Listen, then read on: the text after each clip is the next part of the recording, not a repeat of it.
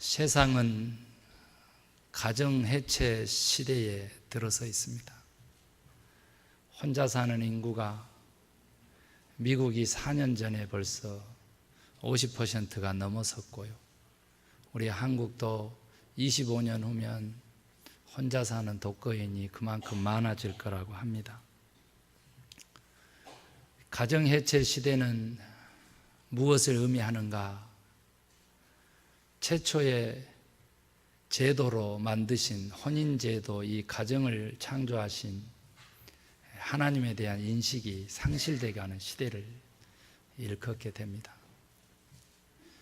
저는 한국에서 부모 잘 만난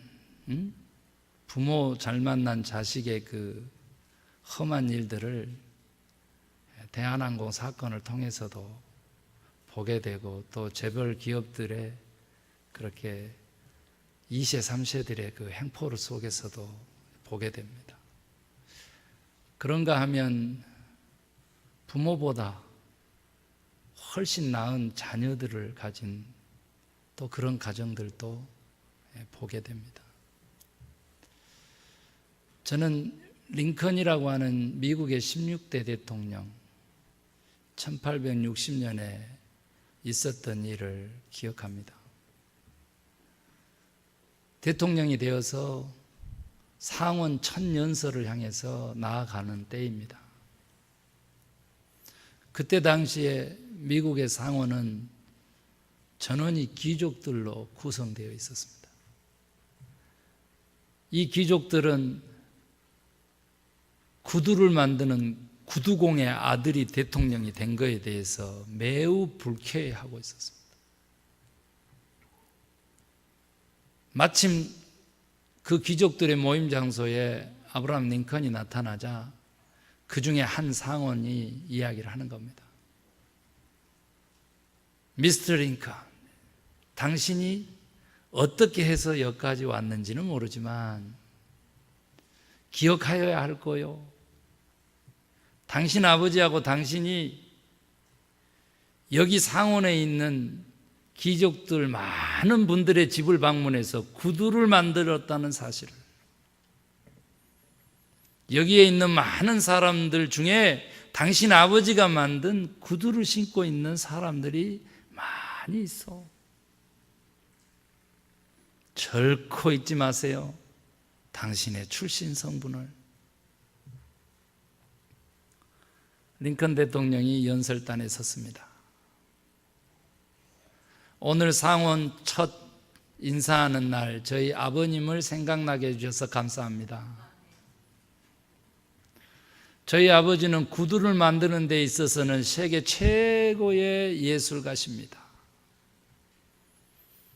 저는 우리 아버지를 존경하고 이 세상에 누구도 저희 아버님만큼의 구두를 만드는 솜씨를 가졌다고 생각해 본 적이 없습니다. 저도 정치인이 되어서 대통령이 되었지만은 제가 앞으로 이 나라를 위해서 훌륭한 정치를 하고자 하나 그 정치 역시 결코 저희 아버지의 구두 만드는 솜씨를 따라갈 수 없을 것입니다. 그러나 기억하십시오. 혹시 저희 아버님이 만들어준 구두를 신고 계시는 상원 여러분이 그 구두가 발에 불편하여서 수리를 해야 된다라고 했을 때 저를 불러주세요. 제가 아버님만큼은 못하지만 기꺼이 여러분들의 집을 방문해서 그 구두를 수선해 드리도록 하겠습니다. 상원은 조용히 졌고 노예 해방이 선포됐고 남북전쟁에서는 승리를 이끈 위대한 링컨 대통령이 된 것입니다. 여러분, 부모보다 나은 자식을 두었는데 그 자식은 본인 마음이 부모 때문에 아니 나는 부모보다 못하다고 합니다. 저는 김영석 목사님이라고 하는 분에게 카톡의 이야기를 선물 받았습니다. 지난 월요일 날 목사 부부 성가단을 인도하시는 그 목사님이셨다고 합니다. 거기에 보니까 어버이 마음이라고 하는 글이었는데 다음과 같습니다. 저녁에 밥상을 놓고 할머니가 얘기합니다. 할아버지에게, 여보, 하루 종일 어디를 다니다 오셨어요? 여기저기 다녀왔지. 무슨 일 하셨는데요? 무슨 일은? 밥이나 먹어. 내일은 뭐 하실 거예요? 고추 모종이나 심어야지. 못 들었어요? 내일 무슨 날인지? 날은 무슨 날? 날마다 오는 날이지. 내일이 어버이날이래요. 창식이가, 창렬이가 옆집에 벌써 와 있어요.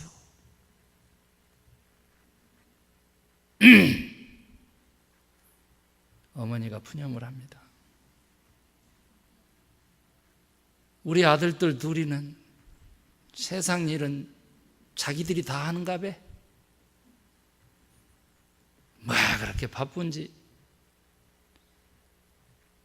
옆집 자식들은 때 되면 일 되면 그렇게 자주 들락거리는데 이것들은 통 올지도 몰라.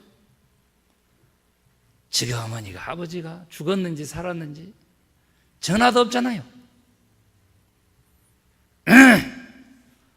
하면서 아버지가 문을 나서버립니다.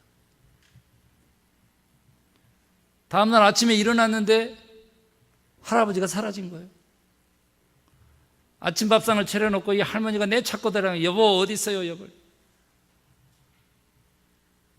그래 혹시 광에 있나 하고 이렇게 봤더니 아니 아름아름 보따리가 사진 거예요. 이 양반이 집을 나가려나 우엔 보따리 하고 열어봤더니 참기름 한 병에 고춧가루 한 푸대에 그리고 그 보따리 하나에는 엄나무라고 하는 나무가 있어요.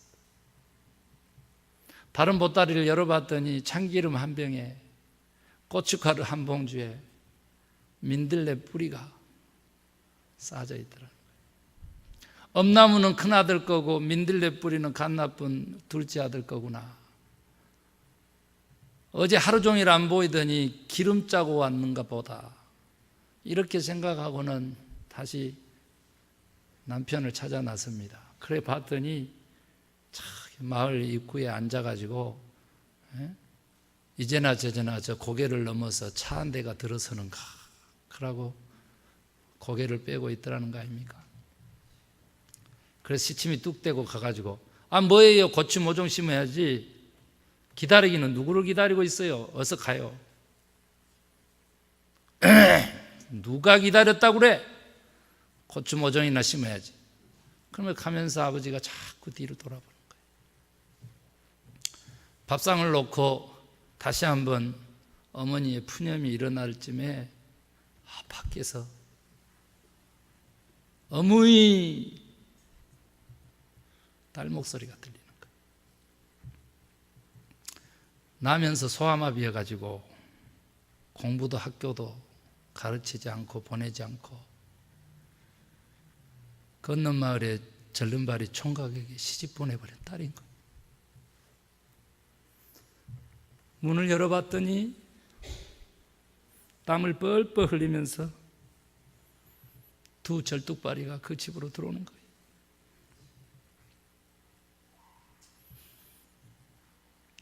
쑥버무리를 해왔다고 그럽니다. 이렇게 맛있는 쑥떡은 처음 먹어본다. 땀은 왜 흘리냐? 새벽부터 일어나서 떡을 만들었는데 박서방이 떡은 따뜻했을 때가 맛있다고 뛰어가자 그래서 뛰어오니라고 그랬어요.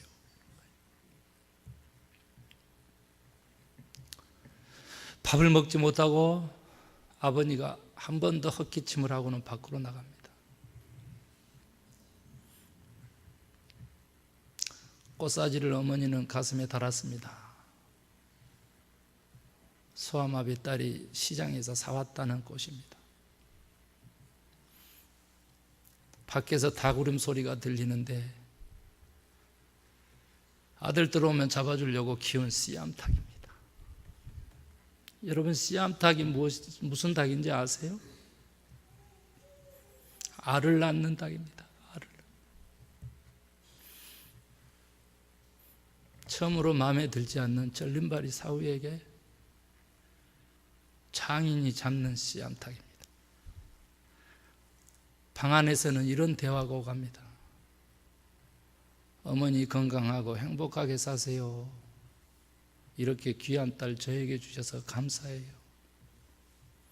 이것은 작년에 캔 산삼뿌리로 담은 산삼주예요.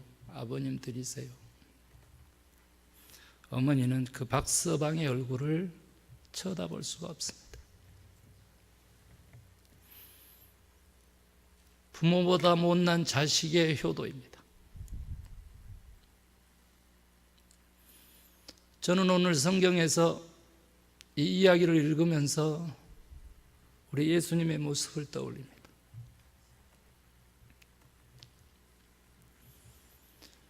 십자가의 못을 받고 예수님의 옷을 찢어 나누는 군인들을 일컬어서 요한은 이렇게 기록되어 있습니다. 군인들은 이런 일을 하고, 자식들이 부모의 몸과 부모의 마음과 정성, 부모의 일생을 갈기갈기 찢어서 먹고 사는 그 시대에 부모가 된 예수는 십자가에 달려서 피 흘리며 목숨을 잃는 그 순간에 육신적으로 자기를 낳아준 어머니 마리아를 생각하는 것입니다. 여인들만 그 골고다 언덕을 십자가 뒤를 쫓았다고 다른 복음서는 기록하고 있는데, 요한복음만이 사랑하는 제자라고 하는 요한이라고 하는 인물을 상상하게끔 한 제자를 등장시키고, 그 제자가 바로 육신의 예수님의 어머니인 마리아와 함께 서 있는 것을 보시고 예수님께서 어머니 당신의 아들입니다. 아들아, 네 어머니다. 그 얘기를 듣자마자 이 사랑하는 제자는 그 시로부터 그 성모라고 일컬어지는 마리아를 일평생 자기 집에 모셨다, 이렇게 기록되어 있습니다. 바로 그 순간에 성경이 끝나면 좋은데 성경이 끝나질 않습니다. 28절에 그 후에 예수께서 모든 일이 이미 이루어진 줄을 아시고, 이런 기록이 있습니다. 예수님이 이 땅에 오셔서 보여주고 싶었던 것은 뭐냐면 참 인간의 모습입니다. 하나님의 형상으로 지음받은 인간이 하나님과의 관계성 속에서는 이래야 되고 이웃과의 관계성 속에서는 이래야 된다라고 하는 그 참 모습을 예수님이 보여주시러 오셨는데, 그 마지막 십자가에서 죽은 십자가는 우리의 죄만을 구원하는 십자가로 여지껏 교회가 그렇게 노래해 왔는데, 우리 주님은 오늘 성경에서 인간의 참된 모습이라고 하는 것을 보여주면서 다른 복음서에는 없다는 사랑하는 제자까지 등장시키시면서 어머니 아들의 관계를 맺어주시고 그 후에 모든 일이 이루어진지를 아셨다, 이렇게 표현한 거예요. 예수님의 구원 사역의 마지막 순간에 다 이름을 준 그 사건은 뭐냐면, 이 땅의 모든 여자다 그랬어요. 여자여 당신의 아들입니다. 모든 여인을 어머니로, 이 땅에 존재하는 모든 남자는 아들로, 이렇게 가족을 맺어주시고 그 일이, 그 부모를 섬기고 공경하는 일이 참된 인간의 모습이다, 이렇게 명령하고 계신 것입니다. 저는 너무 가슴이 아픕니다. 사랑하시는 제자가 요한이라고 할지라도 예수님보다 못한 아들일 것입니다.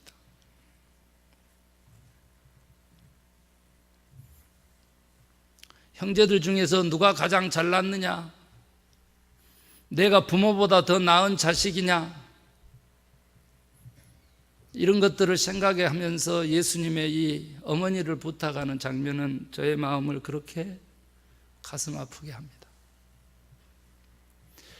교회를 어머니라고 갈라디아서에서 얘기했는데, 과연 우리 교회는 어떤 교회일까를 생각하면서 나면서 소아마비 그 딸을 안고 행복해하다는 절림발이 사위를 생각합니다.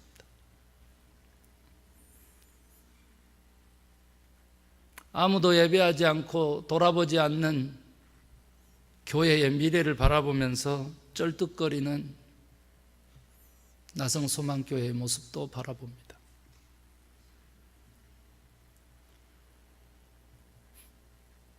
주님이 다시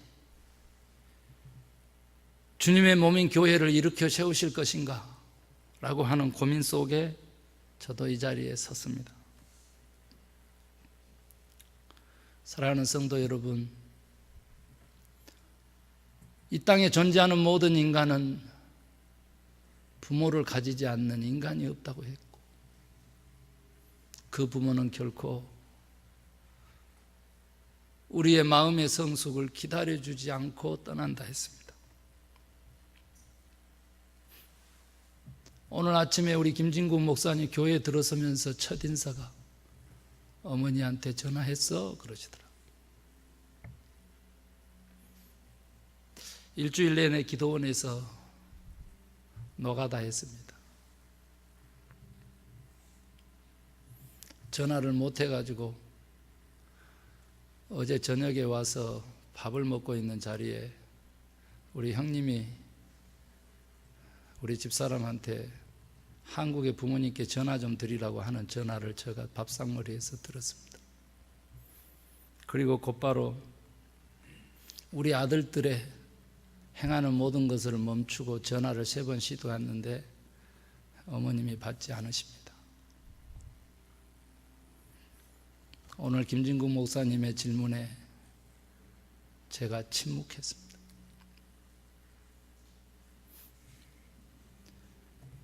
제가 예수를 믿고 교사로 봉사했던 고향교회에는 이번에 방문해 보니까 3월에 방문해 보니까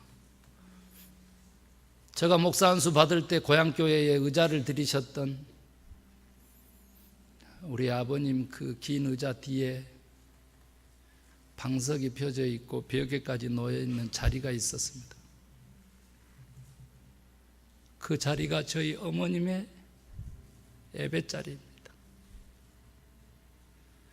앉아서 1시간 예배를 드릴 수 없기 때문에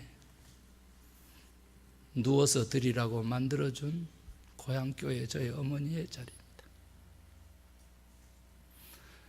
그런 어머니가 이번에 3월에 한국을 갔더니 저 손을 잡고 첫 인사가 하신 말씀이 안 되는 목회는 그만하고 한국에 와서 국회의원이나 했으면 좋겠다. 이제 그만해라. 가슴이 너무 아팠습니다. 서울에 큰형님하고 누님 두 분이 계십니다. 지극정성입니다. 그런데 저희 어머님 아버지는 미국에 있는 자식을 그리워하는 것입니다. 같이 살다 죽었으면 좋겠다고 합니다.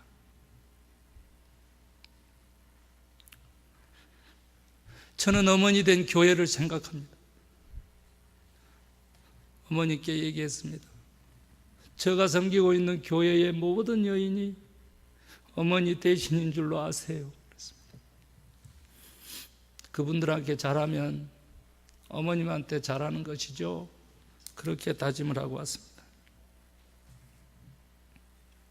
1908년에 만들어진 이 어버이날은 26년간을 매사추세츠 웨스트 감리교회에서 봉사했던 클라라 자비스라고 하는 그 어머니의 죽음 앞에 안나라고 하는 여인이 한아름 가득 온통 집안에 카네이션을 장식한 것에서 비롯됩니다.